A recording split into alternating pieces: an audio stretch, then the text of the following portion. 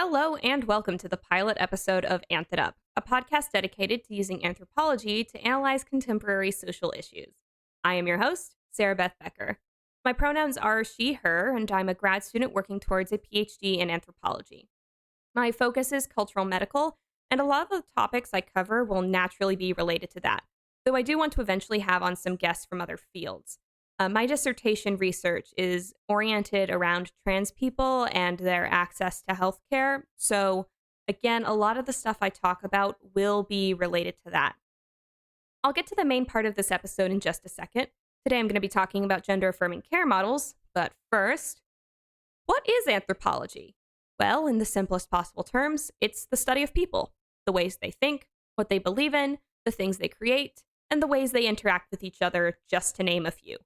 It's a discipline that tries to understand what makes people both different and the same by examining their cultures. I want to talk more about the concept of culture in a later episode. It's actually a pretty controversial term in the discipline these days, but that's a topic for another day.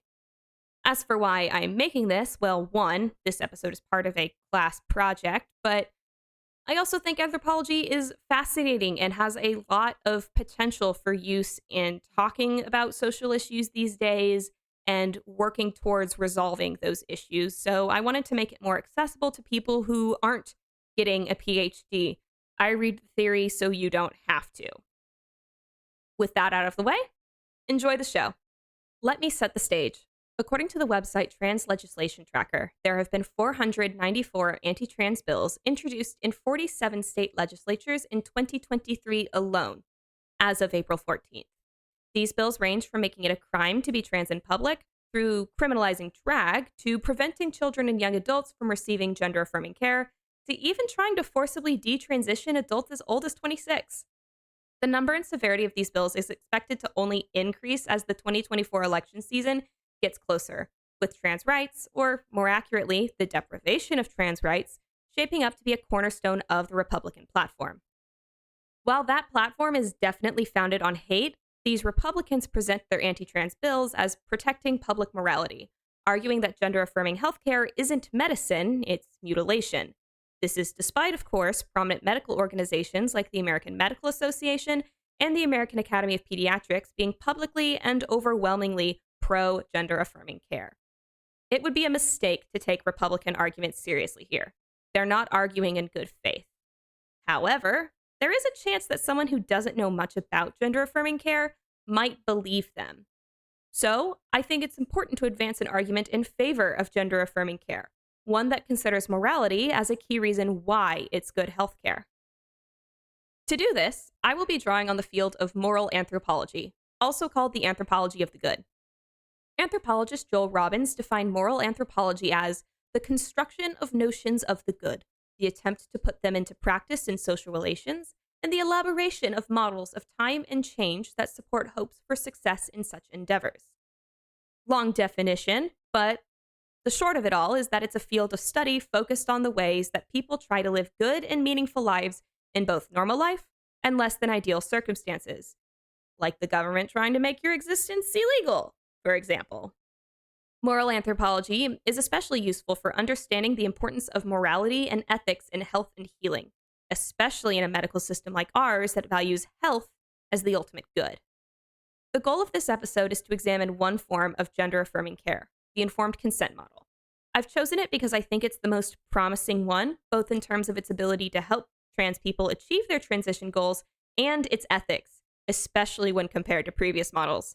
At the same time, though, the informed consent model has several flaws worth criticizing, so we can keep working towards a form of gender-affirming care that doesn't devalue trans people as, well, people.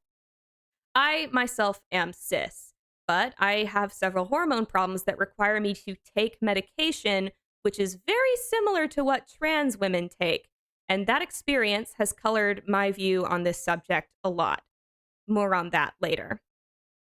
Here is my main argument in this episode. An informed consent model is not only clearly an effective form of healthcare that adheres to the ethical guidelines of physicians, but it's the most effective model in use now because it returns moral agency to trans patients. I'll talk more on what moral agency here is in a moment, but first, Joining me today is my friend Robin, a trans woman and showrunner for the Transposed podcast. She agreed to sit down to an interview with me over the topic of this episode, and she'll be chiming in from time to time to give her perspective on things. If you think she's funny, and she definitely is, consider checking out Transposed. One last aside before we get back into the bulk of my argument. I want to define a few terms and concepts. These definitions are not intended to be prescriptive or definitive. I just want to make sure you know what I mean when I say words. So, for the purposes of this project, the terms transgender and trans, used interchangeably, will refer to someone who identifies as a gender other than the one they were assigned at birth. This includes non-binary, agender, and other genderqueer identities, with the intention of reflecting common needs and struggles, not to imply they're all exactly the same. They obviously aren't. The place of two-spirit and other third gender identifying persons is ambiguous in this definition because they aren't just native trans people.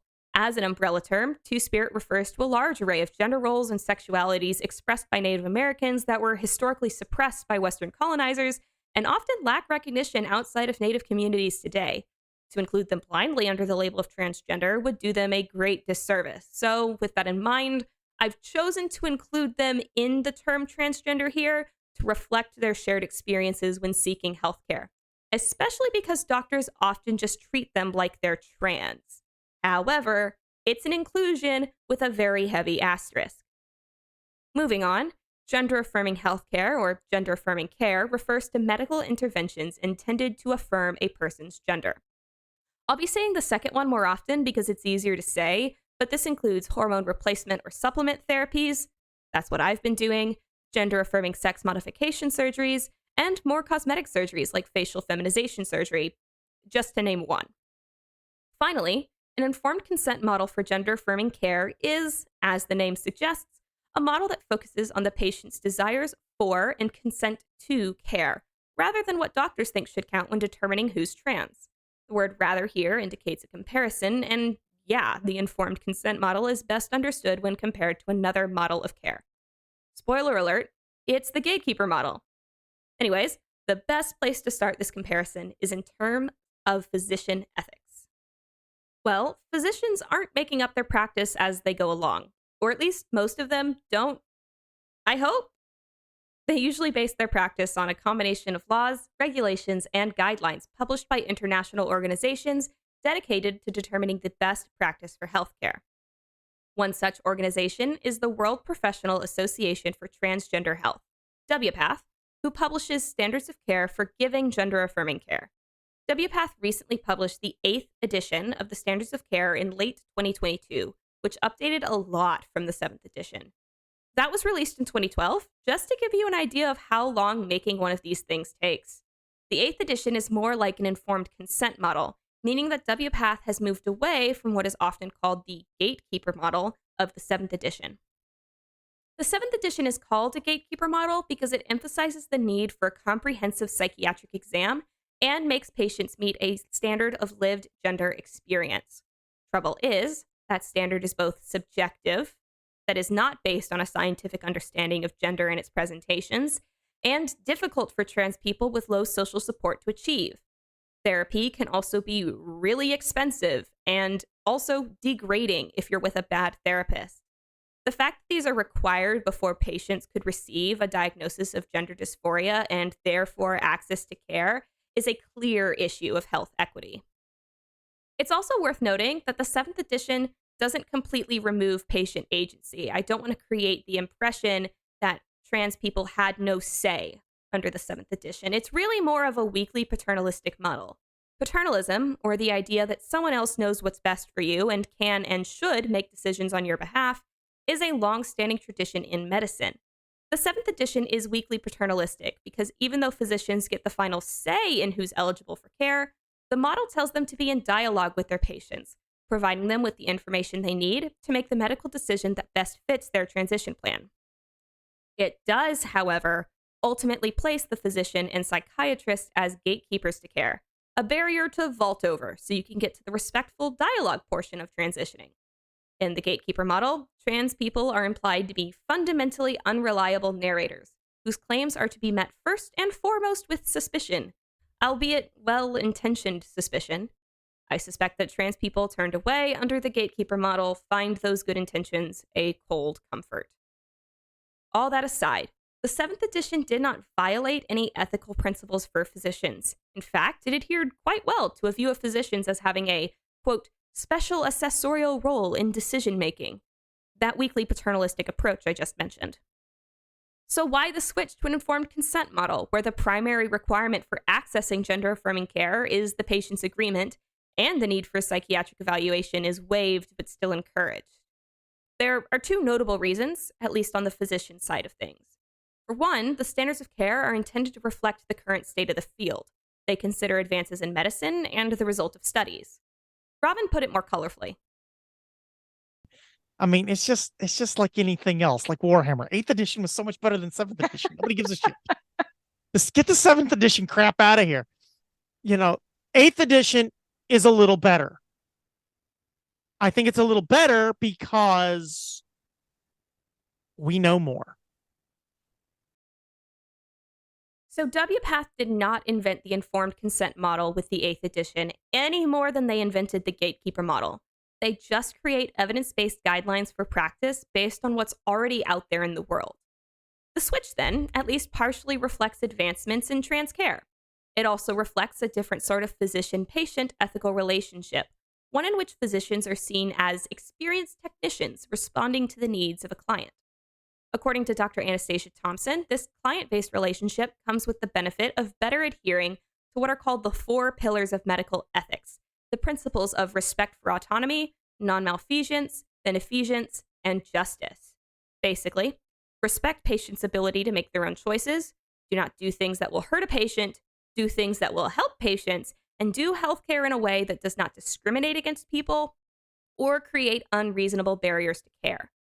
The principles of respect for autonomy and justice are the most important here because the informed consent model outright respects the autonomy of the patient more than the gatekeeper model in a really obvious way, right? It centers their consent rather than the physician's assessment. It also increases access to gender-affirming care for people who didn't meet the gatekeeper model's narrow understanding of what it means to be, quote, truly trans and not just misled by some unspecified mental illness. Based on this, it would be really easy to just say that the informed consent model is superior and be done. However, this is where those problems I mentioned earlier with the model come in. For example, the authors of Decision-Making Approaches in Transgender Healthcare, Conceptual Analysis and Ethical Implications, a paper which explores the ethical assumptions in different models of care, and one that I've drawn on extensively in my analysis here, they argue that the informed consent model can be just as gatekeeping as the 7th edition because the physician gets to decide if a patient can give informed consent. You're just moving the goalposts. Another problem lies in how the informed consent model, at least in the 8th edition, keeps normative assumptions about trans identities that could prevent people with more unconventional gender identities or low social acceptance from accessing care. This isn't a problem unique to medicine either. The structural expectations of certain forms of transness is also present in the legal requirements for sex marker changes and in the kinds of cases that are considered strong when applying for refugee status based on anti-trans discrimination. The argues of the Decision-Making Approaches paper argue that focusing on models, for all of these reasons, is less productive than looking at how ethics and healthcare actually play out in clinics. And I agree, to an extent. Focusing only on models in which is theoretically better than another distracts from the way that stuff actually happens in real life. Parts of any healthcare model get ignored or changed to meet the needs of patients, practitioners, local laws, and all the other structural factors that make practicing medicine in an ethical and compassionate way so difficult today. Trans healthcare is no different. However, a little while ago, I played the clip where Robin brought up Warhammer, and I found that really interesting because when playing Warhammer, unless the game is in a tournament, the rules are flexible. If a rule is annoying or impractical, and the game would be more enjoyable without it, take exact line of sight, for example. I don't even follow that rule when I'm playing D&D. The people playing can choose to ignore or rewrite it. In the same way, the standards of care are just guidelines. They're rarely ever followed to the letter, nor do trans people or physicians expect they will be. That Doesn't mean that the contents of the guideline aren't important at all, though. Even the loosest game of Warhammer has to follow the core rules. Otherwise, it's not really Warhammer at all. Gender affirming care faces similar restrictions.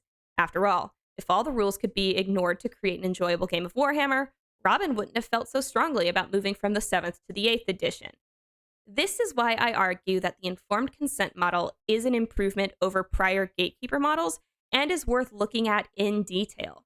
It provides, in the metaphor of Warhammer, a better base set of rules to work with when providing care.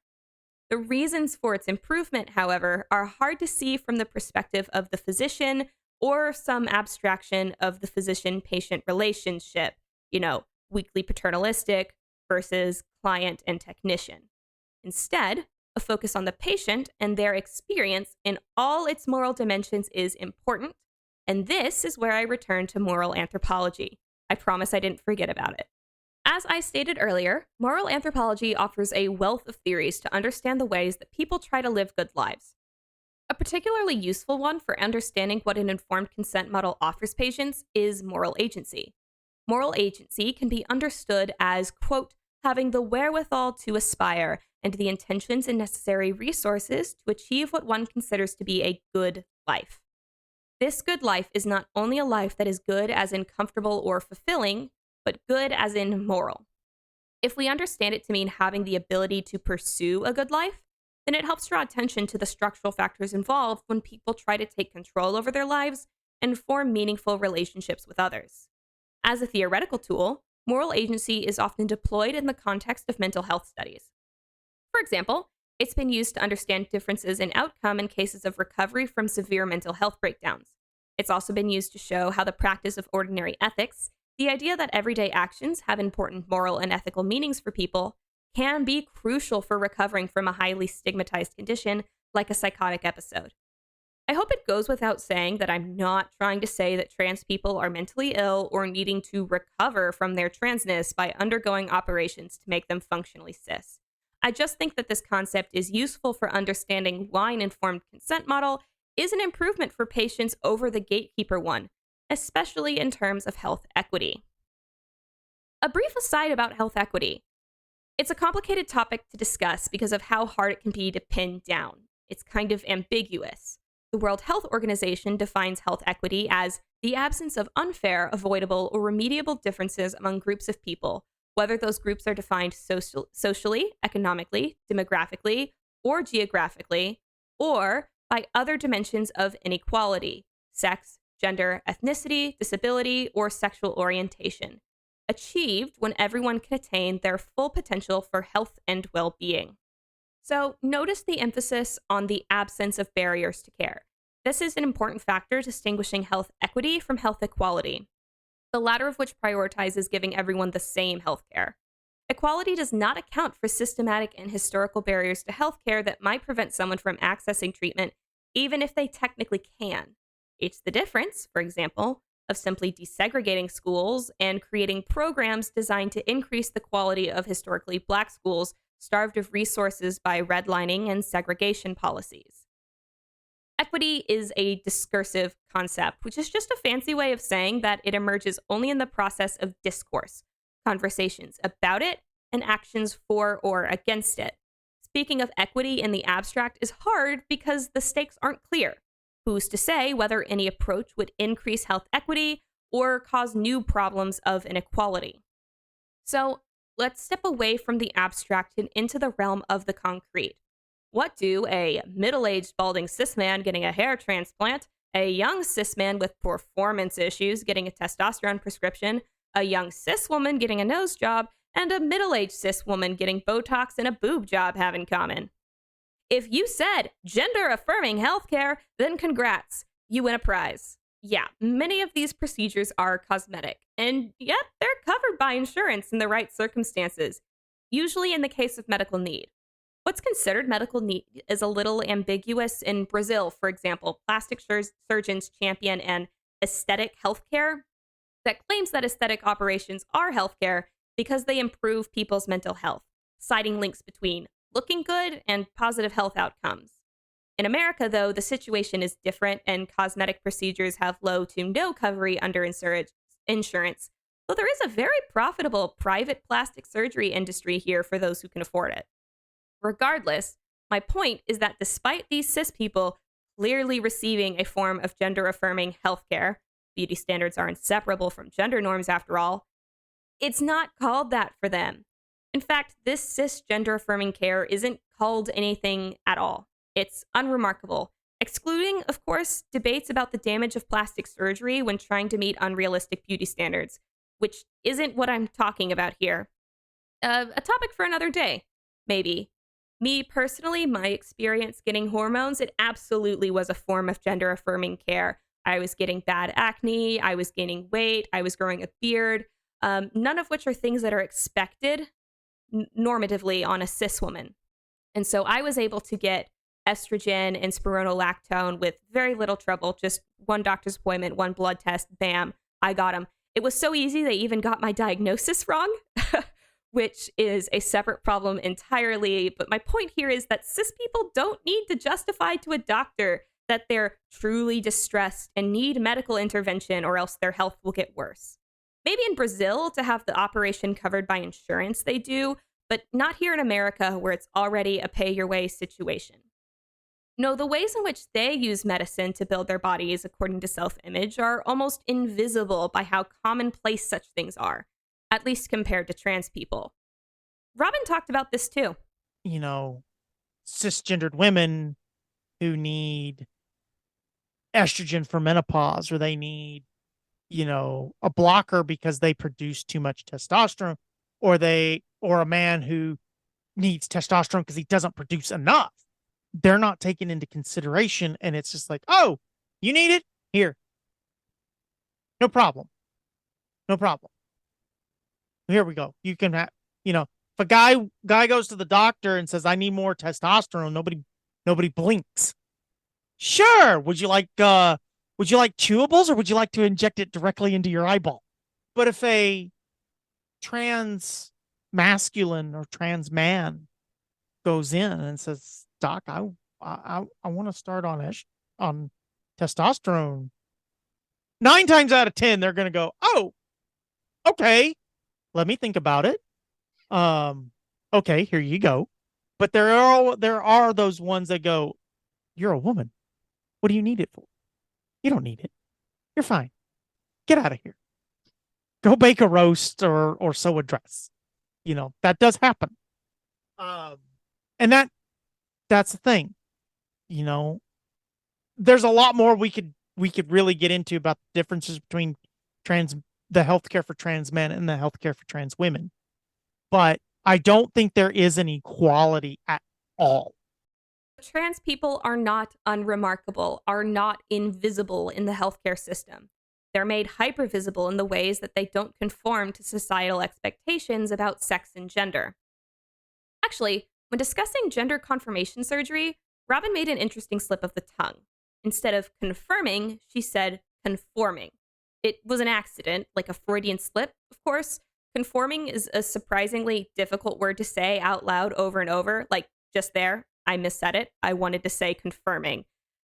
But it's also indicative of the ways that physicians approach gender-affirming care in the gatekeeper model.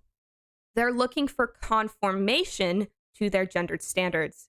In contrast, an informed consent model removes the need for that conforming by placing trans people in the driver's seat of what it means to be trans. In doing so, it gives them important moral agency. It bears emphasizing. This moral agency offered to trans people by informed consent is not something unique or special to them. This is not trans people receiving special privileges. Rather, it returns agency to them that was stripped by the gatekeeper model. It returns to them the ability to make decisions about their health and the kinds of relationships they can have with other people. There are 3 threads worth untangling here. First, I'm not arguing that all gender-affirming care is equivalent to the kinds of procedures that cis people regularly get. For one, cosmetic procedures and hormone therapy are infinitely more accessible than forms of gender-affirming care like gender confirmation surgery, which has so few people capable of doing it in America that a surgical workshop organized in America by WPATH in 2016 on transmask surgical procedures had attendees from as far away as Hong Kong. Actually, gender confirmation surgery, as an invasive surgical procedure, benefits from more stringent requirements surrounding access to them, the same way that any invasive surgical procedure does.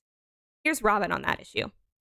With certain surgeries, certain surgical procedures, the gatekeeping's a little much, i.e., the augmentation. Facial surgery, okay, I think there needs to be a middle ground. And the reason I think this is because with an augmentation, a breast augmentation, that can be reversed. They can put them in and then they can take them out. Why? Celebrities have done it for years. Okay, put some in, take some out, good, right? Facial surgery is not so easy to undo, okay, depending on the depth of it. Now, GRS, gender reassignment surgery, they literally take things away. They literally take those things away, and there is no bringing them back. They have not figured out how to do testicular transplants for trans man, ovarian transplants. You can't just take ovaries from a cis woman and implant them in a trans woman, or test the testicles into a trans man. You just can't do it. It's not feasible. Plus, the surgeries themselves, for what's involved, there is no going back. Once that's done, it's done. And in that particular case, I do think a surgeon needs to be 100% certain. I think a patient needs to be 100% certain.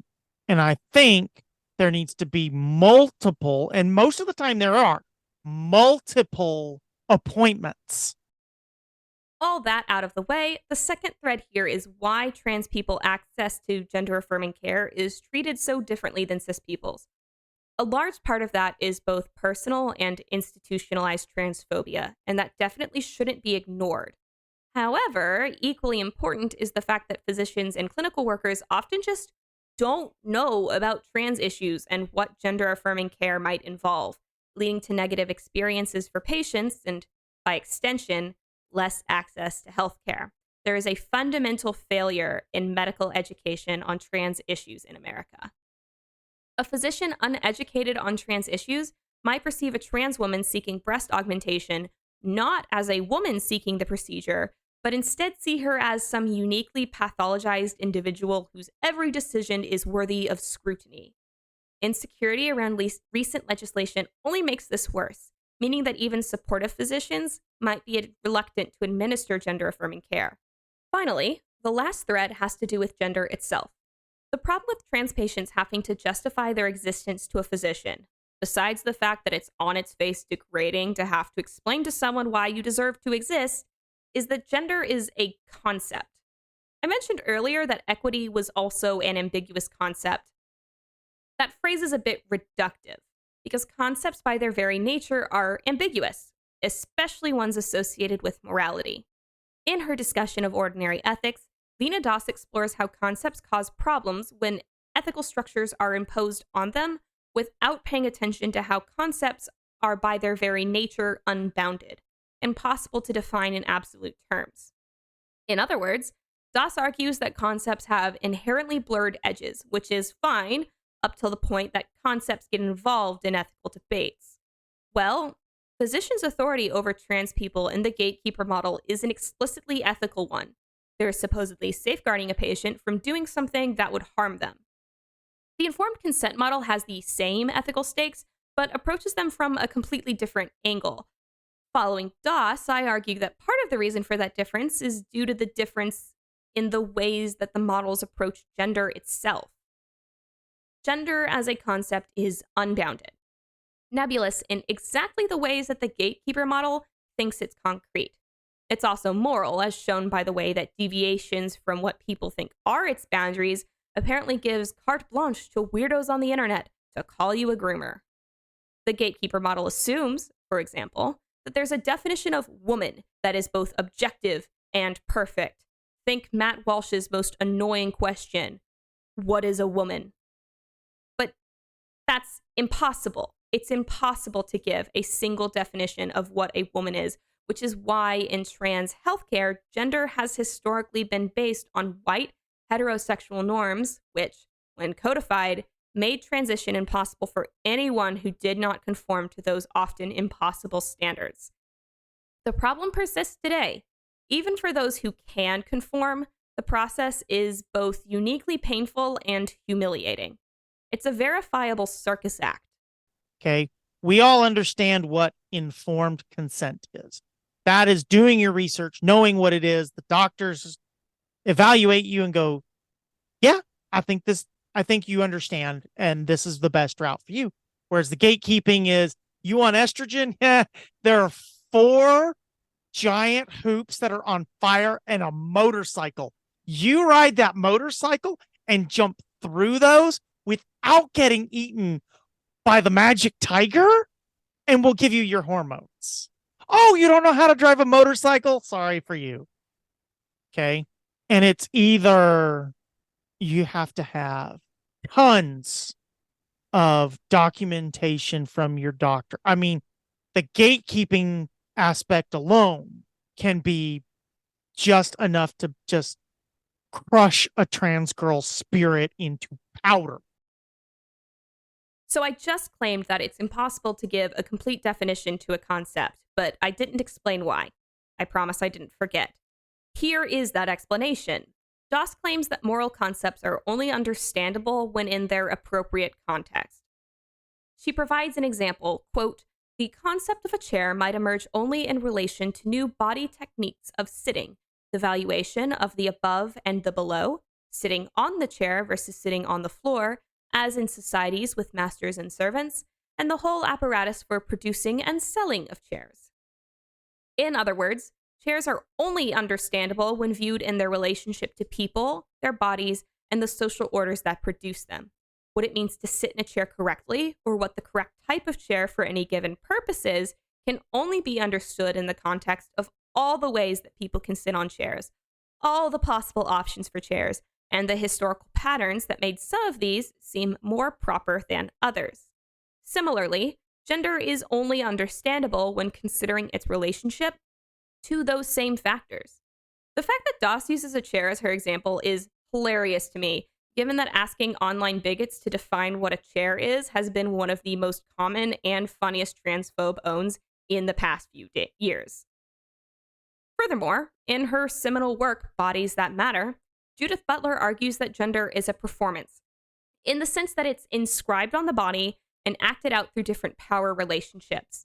Gender doesn't exist in a vacuum, but, like Doss's chair, finds its existence in the ways that people relate to it and act it out.